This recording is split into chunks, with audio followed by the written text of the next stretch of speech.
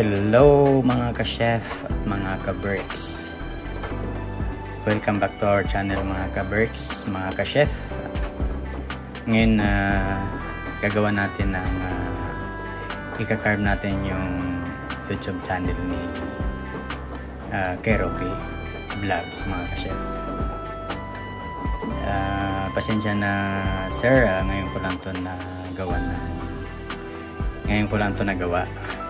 Matagal ko nang i-promise to sa'yo at sana ay magustuhan to ng mga ka-berks natin at sana ay magustuhan nyo rin sir, Keropi Vlogs, at sana ay huwag tayong magsawa na suportahan yung channel ng ating ka-berks, mga ka-berks, Keropi Vlogs. Isa sa pinaka-humble na tao na aking nakilala mga ka-chef, mga ka-berks, si Keropi Vlogs.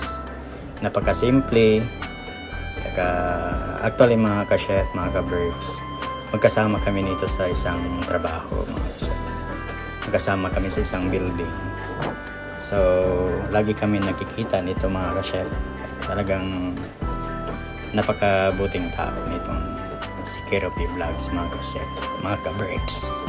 So sana ay patuloy tayong susuporta sa channel ni Keropi Vlogs mga ka-berks, at sana ay lagi kayong mag-iingat at sana ay nasa mabuting kalagayan kayo lahat mga ka-chef at mga ka-berks.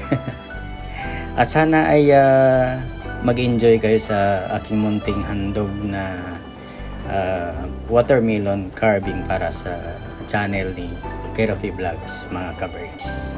At maraming salamat ulit, maraming salamat. Enjoy watching na lang mga ka-chef at mga ka-berks.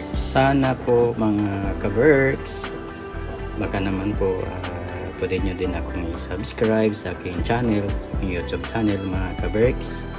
Ito naman sa channel ko mga ka-chef, mga ka-berks, halo-halo tong nilalagay kong content dito sa aking vlogs. Meron sa pagluluto, meron sa sushi, meron sa mga hot food, at itong carving talaga yung pinaka main ko na content ng aking YouTube channel mga ka-chef, mga ka-berks. At saka ngayon kasi gustong gusto ko din na maipakita sa inyo yung mga dumpsters din dito sa Finland mga ka-chef. Kaya minsan nagbibideo ako doon kasi meron talaga kaming nakukuha sa basura dito sa Finland mga ka-chef. Lalong lalo na sa isang trabaho ko, kadalasan po doon maraming tinatapon talaga na gamit kadalasan. Kasi minsan yung lumilipat ng tahanan ng bahay, minsan medyo magulo na siguro sa kanila kung bibit-bitin pa nila yung mga gamit, kaya iniiwan lang doon sa mga ka-berks doon sa basurahan. Pero inilalagay po nila ng maayos sa labas, hindi nila nilalagay sa loob ng basurahan para makita din ng mga kung sino man ang may gusto ng gamit na yon, so makikita agad at may uwi. Gaya din nung mga na-upload ko nung nakaraan na nakakita kami ng mga wines, tsaka bag mga ka-chef, mga ka-berks. Kaya meron pa akong mga video na sa aking mga napupulot.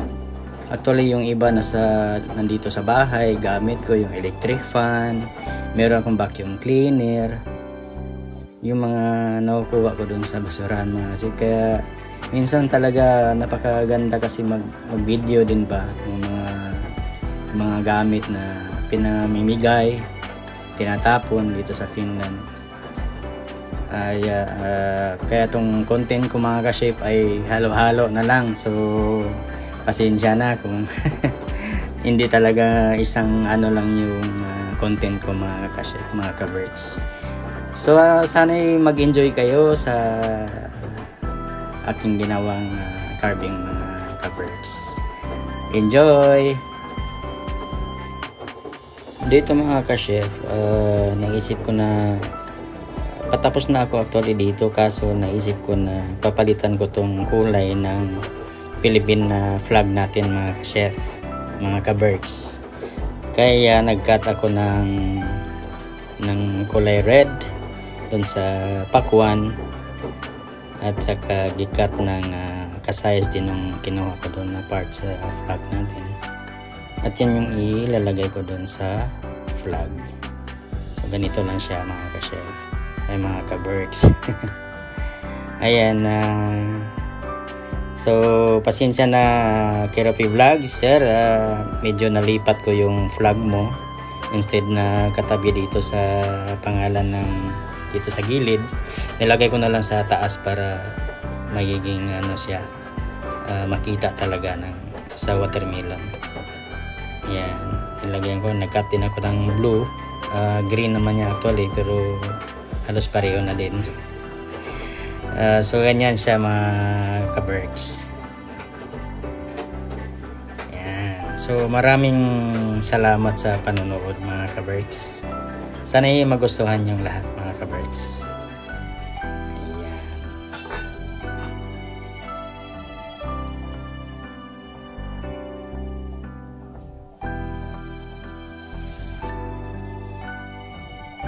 Ito na yung finished product natin mga ka-chef. Ito, finish na tayo.